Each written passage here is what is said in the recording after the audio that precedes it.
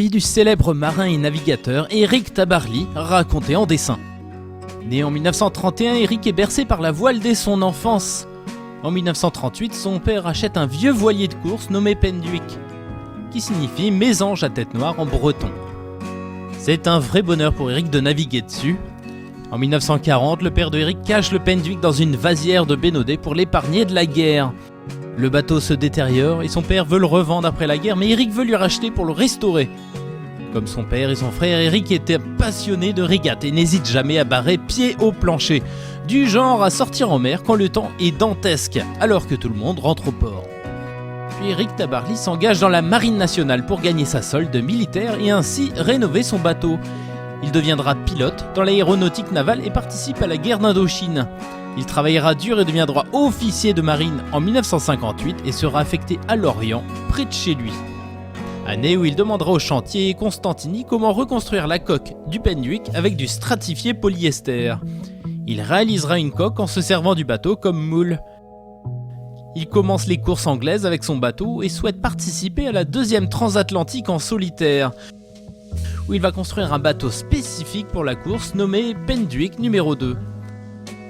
Et en 1964, quand un garde-côte américain lui dit « You are the first », il sait qu'il a gagné et recevra Légion d'honneur dans la foulée.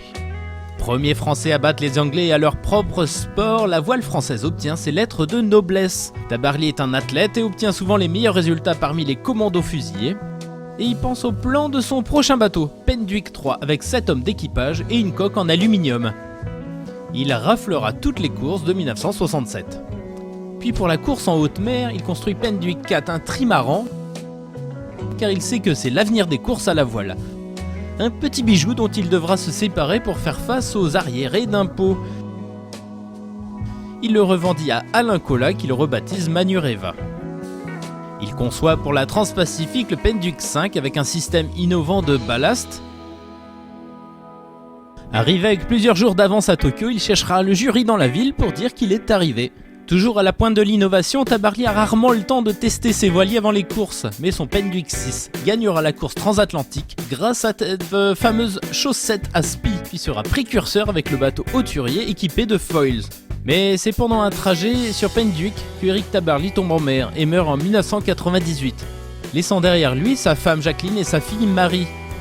Et on se rappellera de lui comme quelqu'un qui préférait le silence aux interviews télévisées et qui aura transmis sa passion aux marins, tels que Alain Colas, Kersozon, Jean Lecam, Michel Desjoyaux et bien d'autres.